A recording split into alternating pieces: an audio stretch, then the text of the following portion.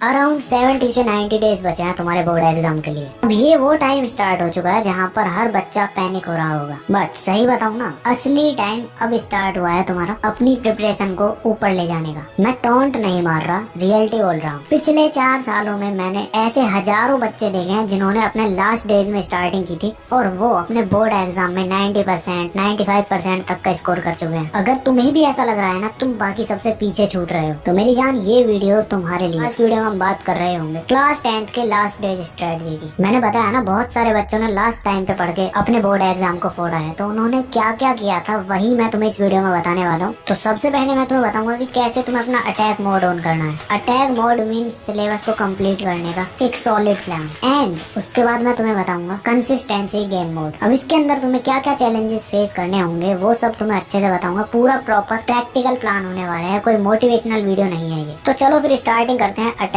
Mode on से। तो इसके अंदर सिंपली तुम्हें अपने सिलेबस को कंप्लीट करने के ऊपर ध्यान देना है। तो 3 रूल होने वाले हैं इस मोड को ऑन करने के लिए, और हाँ इसकी ड्यूरेशन होगी तुम्हारी 45 डेज की। तो अटैक मोड के टाइम तुम्हें इन 3 रूल्स को फॉलो करना है। तो रूल नंबर 1 है तुम्हारा डेली 3 आवर्स कॉन्सेप्ट स्टडी। ठीक है, तुम्हें अपने कॉन्सेप्ट तगड़े करने हैं, डेली 3 घंटे की स्टडी करनी है। ठीक है, कैसे कॉन्सेप्ट तगड़े करने हैं वो अभी आगे बताऊंगा। इसके बाद सेकंड रूल है तुम्हारा 3 आवर्स क्वेश्चन प्रैक्टिस। तो डेली तुम्हें 3 घंटे की क्वेश्चन प्रैक्टिस भी करनी है। थर्ड रूल है तुम्हारा डेली 1 आवर रिवीजन। तो पूरे दिन के तुम्हारा ये रूल्स रहने वाले हैं जो कि तुम्हारे अटैक मोड का पिलर होंगे। अब तुम्हारा कॉन्सेप्ट, क्वेश्चन प्रैक्टिस और रिवीजन के लिए तुम्हें क्या करना है चलो बताता हूँ। फर्स्ट तुम्हें कॉन्सेप्ट के लिए यूट्यूब, ऑनलाइन बैच, ट्यूशन या स्कूल, यहाँ से तुम्हें किसी भी एक जगह से लेक्चर अटेंड करना है। मेरी मानो तो ट्यूशन और स्कूल को छोड़ो, यूट्यूब से पढ़ लो बस। सेकंड आता है तुम्हारा क्वेश्चन प्रैक्टिस। तो क्वेश्चन प्रैक्टिस के लिए तुम्हारा एनसीईआरटी प्लस पीवाईक्यू, इनसे तुम्हें क्वेश्चंस की प्रैक्टिस करनी है। ठीक है, इसके बाद थर्ड है रिवीजन। तो रिवीजन के लिए तुम्हें अपने notes plus sample question papers की हेल्प लेनी है। अब नोट्स एंड एनसीईआरटी तो तुम्हारे पास ऑलरेडी होंगे ही होंगे, बट पीवाईक्यूज के लिए तुम पीडब्ल्यू की ये बुक ले सकते हो, और तो उसके लिए लोगे तुम फिजिक्स वाला का ये सैंपल क्वेश्चन पेपर। सबसे यूनिक होने वाला है तुम्हारा। वो कैसे आओ बताता हूँ। देखो इसके अंदर सबसे पहले तुम्हें मिलेंगे फ्रीक्वेंटली आस्क्ड क्वेश्चन, उसके साथ exam ready answering template that score, और उसके साथ साथ सीबीएसई 2025 कॉम्पिटेंसी बेस्ड फॉर्मेट तो तुम्हें इसके अंदर मिलेगा ही। और रिवीजन के लिए शॉर्ट नोट्स यानी चीट शीट तुम्हें इसके अंदर मिल रही होगी। और बोनस के तौर पर 111 मोस्ट प्रोबेबल क्वेश्चंस जो कि एनालाइज्ड एंड सिलेक्टेड पीवाईक्यूज से हैं। अगर एग्जाम से एक दिन पहले रिवीजन करना है तो इनको कर लो, बस इनफ है। और क्वेश्चंस के सॉल्यूशंस है ना, उनमें आंसर राइटिंग पर बहुत ही अच्छे से ध्यान दिया गया है। तो इतना कुछ तुम्हें और किसी सैंपल क्वेश्चन पेपर में नहीं मिलने वाला। और मेरी मानो तो अभी इसको परचेज कर लो, लिंक मैं डिस्क्रिप्शन में और पिंड कमेंट में दे दूंगा। और अगर तुम डायरेक्ट पीडब्ल्यू स्टोर से बाय करते हो तो मेरा ये कूपन कोड LRN150 यूज कर लेना, तुम्हें और कुछ % का डिस्काउंट मिल जाएगा। तो जाओ अभी जाके बाय कर लो।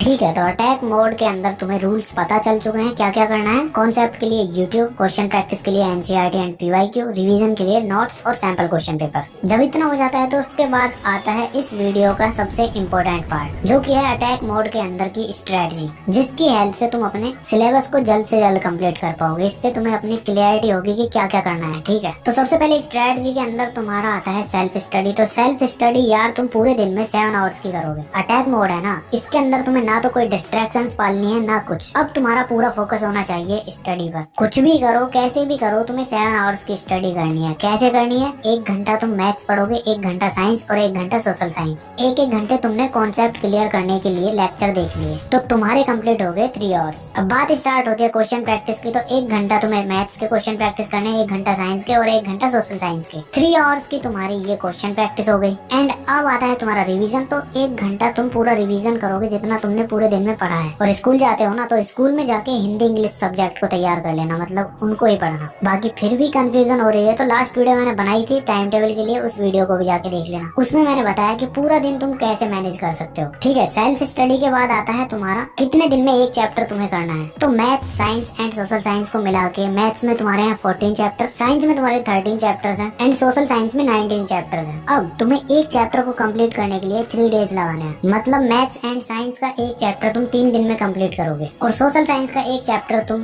2 दिन में कर रहे होगे। अब ऐसा तो नहीं है तुम पहली बार सभी चैप्टर्स को पढ़ रहे होगे, तुमने ऑलरेडी बहुत सारे चैप्टर्स पढ़ रखे होंगे, उनका बस तुम्हें रिवीजन करना है। मतलब मोटी मोटी बात इतनी है कि तुम्हें 45 डेज के अंदर पूरे सिलेबस को कंप्लीट कर लेना है। अब अगर तुम चैप्टर वाइज जानना चाहते हो कौन सा चैप्टर कब करना है, किस टाइम पे करना है, तो उसके लिए एक अलग से रोड मैप वीडियो मैं बना दूंगा। तुम कमेंट कर देना भैया रोड मैप वीडियो दे दो, तो नेक्स्ट वीडियो तुम्हें उसके ऊपर मिल जाएगी। तो स्ट्रेटजी में तुम्हारा यही था। अटैक मोड के लिए तुम्हें 45 डेज के अंदर ये चीजें करनी है। बट गेम अभी यही नहीं खत्म हुआ है, इसके बाद तुम्हारी रियल प्रॉब्लम से स्टार्ट होंगी। बिकॉज अटैक मोड को तो हर कोई फॉलो कर लेगा और बहुत सारे बच्चों ने किया भी है, बट उनकी मेन प्रॉब्लम स्टार्ट होती है सेकंड राउंड से, जो कि 45 डेज के बाद स्टार्ट हो रही होगी। अब मुझे ऐसा इसलिए पता है क्योंकि मैंने ये खुद फेस किया है। बाकी बच्चों ने भी मुझे बताया था आगे कि भैया अब तो ये प्रॉब्लम हो रही है, सिलेबस तो कंप्लीट हो गया है पर पता नहीं पढ़ने का मन नहीं कर रहा। तो यही सेम सिचुएशन तुम्हारे साथ क्रिएट होगी। तो इसीलिए उससे बचने के लिए तुम्हारा स्टार्ट होगा कंसिस्टेंसी गेम मोड। अब इस मोड का नाम कंसिस्टेंसी गेम इसलिए रखा मैंने क्योंकि यहाँ पे तुम्हें बस कंसिस्टेंट रहना है और कुछ नहीं करना है। और कंसिस्टेंट रहने के लिए तुम्हें इन 3 स्टेप्स को फॉलो करना है। बस क्या है वो अभी आगे बताऊंगा, लेकिन कुछ ऐसे चैलेंजेस आने वाले हैं तुम्हारी प्रिपरेशन में जो कि तुम्हें पहले से पता होंगे, उनको तुम इजीली फेस कर पाओगे। तो ये 3 प्रॉब्लम्स हैं, इनको कैसे हैंडल करना है चलो बताता हूँ। तो फर्स्ट है तुम्हारा प्रैक्टिकल वर्क। तुम्हारा सब कुछ अच्छा जा रहा होगा, सडनली तुम्हारे टीचर्स आएंगे, तुमसे प्रैक्टिकल फाइल वगैरह बनाएंगे, प्रोजेक्ट वगैरह, ये सब इनमें तुम्हारा टाइम बहुत ज्यादा वेस्ट होने वाला है। तो इस चीज के लिए भी तुम्हें पहले से ही तैयार रहना है। हो सके तो अपने टीचर से पहले ही पूछ लो इन चीजों के बारे में और अभी से बनाना स्टार्ट कर दो। इससे क्या होगा कि तुम डेली थोड़ा थोड़ा अपना फाइल वगैरह बनाते रहोगे ना, तो तुम्हें आगे जाके प्रॉब्लम नहीं होगी। ठीक है,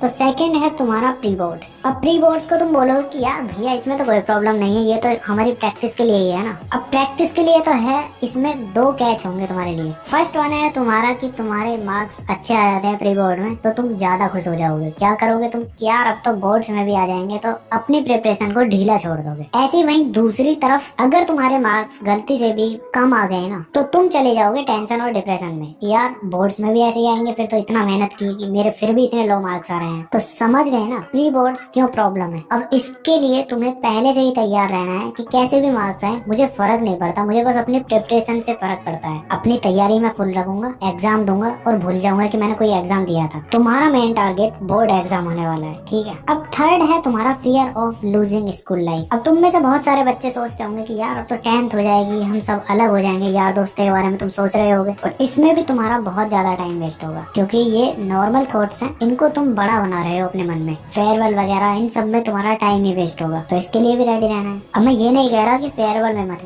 जाओ पर ज्यादा टाइम वेस्ट मत करना अपना वहाँ जाके। ठीक है, तो ये तुम्हारी 3 प्रॉब्लम्स होने वाली हैं, इनको ही तुम्हें फेस करना है, बस ज्यादा लोड नहीं लेनी। अब तुम्हें जो मैंने बताया था ना कि 3 स्टेप प्लान है इस कंसिस्टेंसी गेम मोड को ऑन करने के लिए, चलो वही बताता हूँ। तो फर्स्ट स्टेप है तुम्हारा, तुम्हें full length sample question paper लगाने हैं एवरी 3 डेज के अंदर। बिल्कुल ऐसे बैठ जाओ जैसे तुम बोर्ड एग्जाम देने वाले हो, पूरा चारों तरफ का माहौल ऐसा ही बना लो और इसी तरह से सीरियसनेस के साथ तुम्हें पूरे पेपर को अटेम्प्ट करना है। ठीक है, जब ये हो जाता है तो तुम्हारा सेकंड स्टेप होगा तुम्हें उस पेपर का एनालिसिस करना है, पूरे पेपर को चेक करना है कहाँ पे तुमने मिस्टेक की है, कौन से टॉपिक्स तुम्हारे वीक रह गए हैं और कौन से टॉपिक तुम्हारे स्ट्रॉन्ग हैं। जैसे ही तुम्हें ये पता चल जाता है तो इसके बाद तुम्हारा थर्ड स्टेप स्टार्ट होगा, तुम्हें अपने उन वीक टॉपिक्स को रिवाइज करना है दोबारा से। बस इतना ही करना है, ऐसा करते रहो, तुम्हें कोई भी प्रॉब्लम नहीं आने वाली। और फिर कुछ दिन के बाद तुम्हारे हो जाएंगे स्टार्ट बोर्ड एग्जाम। आराम से देके आना, जब तुमने पूरे इस प्लान को अच्छे से फॉलो किया होगा ना, तो तुम्हारे माइंड में ना तो कोई फियर होगा ना कोई टेंशन होगी, बस मजे से तुम एग्जाम दोगे। बाकी आज की वीडियो के लिए इतना ही था। वीडियो कैसा लगा कमेंट करके बता दो और तुम्हें अपनी स्क्रीन पर ये वीडियोस भी शो हो रही होंगी, इनको भी तुम देख सकते हो। तो चलो फिर मिलते हैं नेक्स्ट वीडियो में, तब तक के लिए keep learning, keep studying and keep smiling.